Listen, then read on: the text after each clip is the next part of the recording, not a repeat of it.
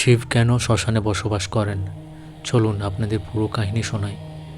রাতের অন্ধকার, চারিদিকে নিস্তব্ধতা, আগুনের শিখা নিভে গেছে, ধোঁয়া ভাসছে বাতাসে। এই ভয়ঙ্কর জায়গাটি শ্মশান। মানুষ যেখানে যেতে ভয় পায়, সেখানেই ধ্যানমগ্ন হয়ে বসে আছেন শিব। প্রশ্ন একটাই, দেবতা হয়েও তিনি শ্মশানে কেন থাকেন? এটা কি ভয় দেখানোর জন্য, নাকি এর পেছনে লুকিয়ে আছে গভীরতম দর্শন? আজকের গল্পে আমরা বুঝব কিভাবে শিব আমাদের মৃত্যু ভয় জয় করতে শেখান।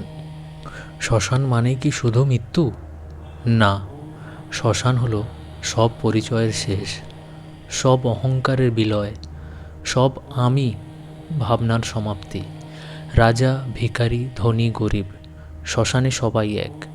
যেখানে কিছু স্থায়ী নয়, সেখানেই সত্য সবচেয়ে স্পষ্ট। শিব সেই সত্যের দেবতা, তাই তিনি থাকেন সত্যের মাঝেই। মানুষ সবচেয়ে বেশি ভয় পায় মৃত্যুকে, কারণ মৃত্যু মানে নিয়ন্ত্রণ হারানো, পরিচয় হারানো, সব কিছু হারানোর আশঙ্কা। কিন্তু শিব পালান না, তিনি মৃত্যুর সামনে বসেন। শ্মশানে বসে শিব বলেন, যাকে তুমি ভয় পাও তাকে দেখার সাহস করো।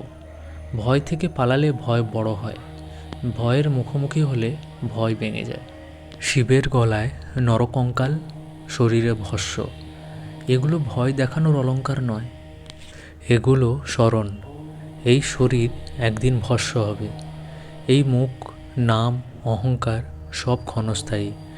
যে প্রতিদিন মৃত্যুকে স্মরণ করে সে জীবনকে ভয় পায় না। শ্মশান হলো এমন জায়গা যেখানে কোনো মোহ টিকে না।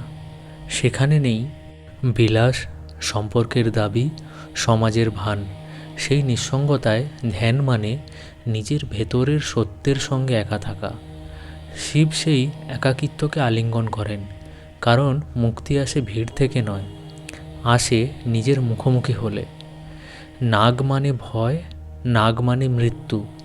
শিবের গলায় নাগ মানে মৃত্যু তার শত্রু নয়, মৃত্যু তার অলংকার।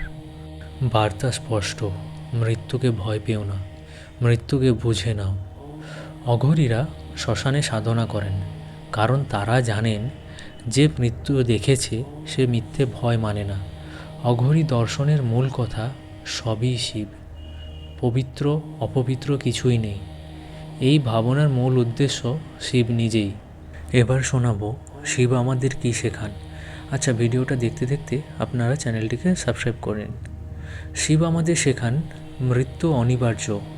ভয় মানেই অজ্ঞানতা, যা নশ্বর তাকে আঁকড়ে ধরাই দুঃখ। সত্যকে মেনে নিলে মুক্তি আসে। শ্মশানে বসে থাকা মানে জীবনের চূড়ান্ত সত্যকে গ্রহণ করা। শিব শ্মশানে থাকেন আমাদের ভয় দেখাতে নয়, আমাদের ভয় থেকে মুক্ত করতে। যেদিন আমরা মৃত্যুকে বুঝব, সেদিন জীবনকে পুরোপুরি বাঁচতে পারব। শিব বলেন, মৃত্যুকে যে জয় করেছে সেই সত্যিকারের জীবিত। জয় মহাদেব। এরকম ভক্তিমূলক কাহিনী পেতে চ্যানেলটিকে লাইক, শেয়ার, সাবস্ক্রাইব করতে ভুলবেন না। আর কমেন্টসে লিখুন হর হর মহাদেব।